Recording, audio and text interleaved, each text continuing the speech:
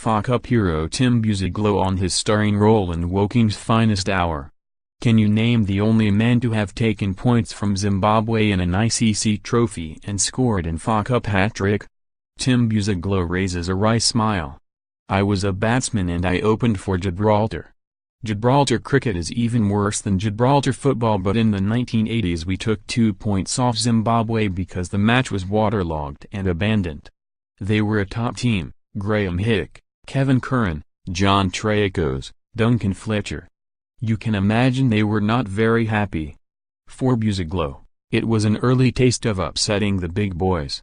As a 29-year-old striker at non-league Woking in 1991, he found nationwide fame when he scored a devastating hat-trick as the Vauxhall League side beat Second Division West Brom at the Hawthorns. 28 years have passed, but for Buzaglo and Geoff Chapple, Woking's manager that day, memories abound. We meet, peculiarly, in the kitchen at Woking Stadium.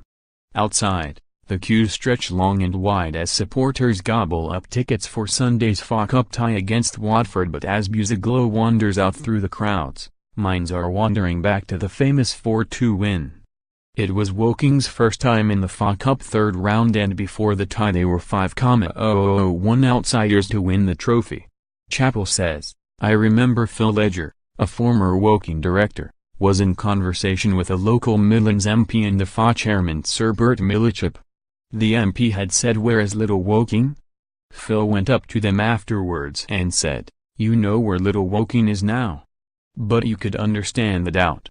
Our players were part-time. Tim worked in computers. We had couriers, painters, decorators and builders. Buzaglo nods.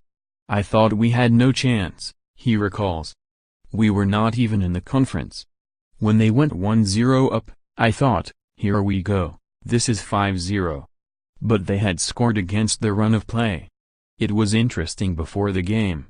A lot of their players were sitting down reading newspapers in the dressing room when I peeked in. I thought, is this what they normally do, or are they taking the pee here and thinking it will be easy? We had a decent side of local boys. I asked a ball boy what the score would be and he said 5-0. West Brom took their 1-goal lead, through Colin West, into half-time, but Woking roared back in the second period, Buzaglo scoring a hat-trick inside 14 minutes and Terry Worsfold making it 4.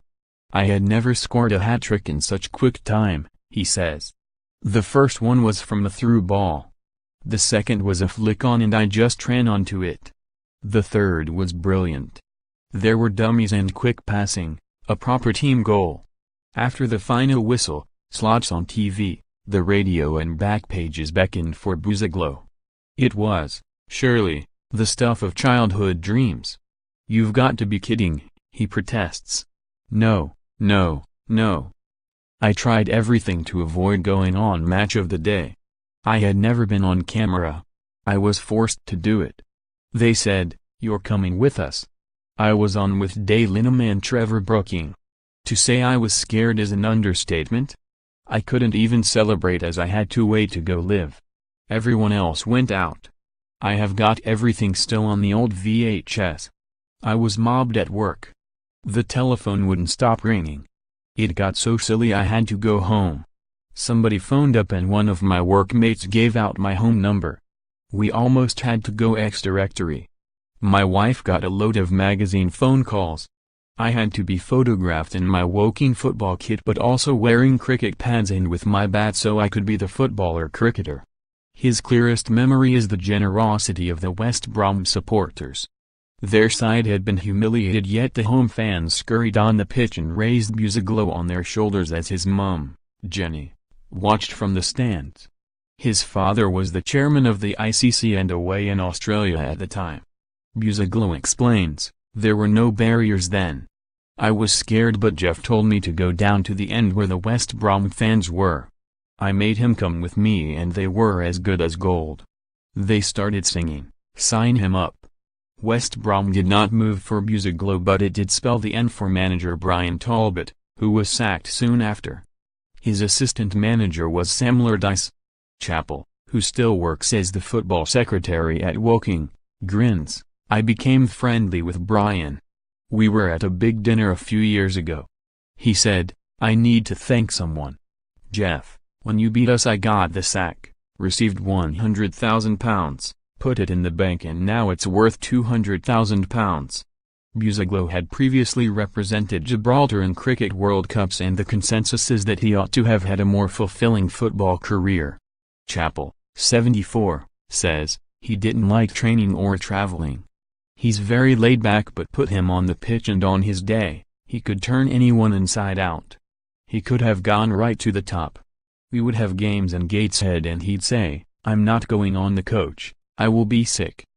I told him to be there at 2 p.m, he'd get someone to drive him. We played at Kidderminster and I looked over during the warm-up and he's asleep in the dugout.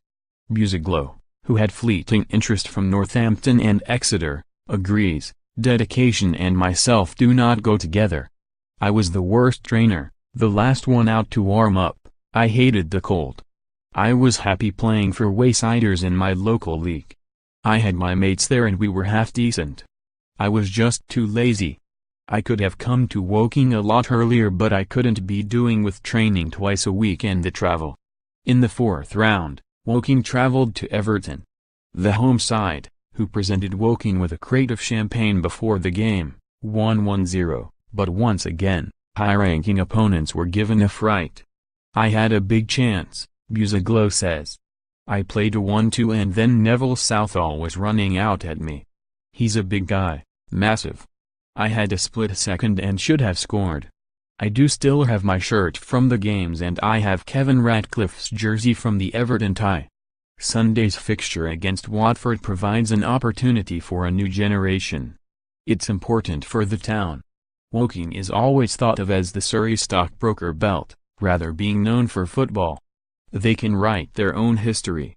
What I'd like is for this lot to beat Watford and take all the fuss away from me.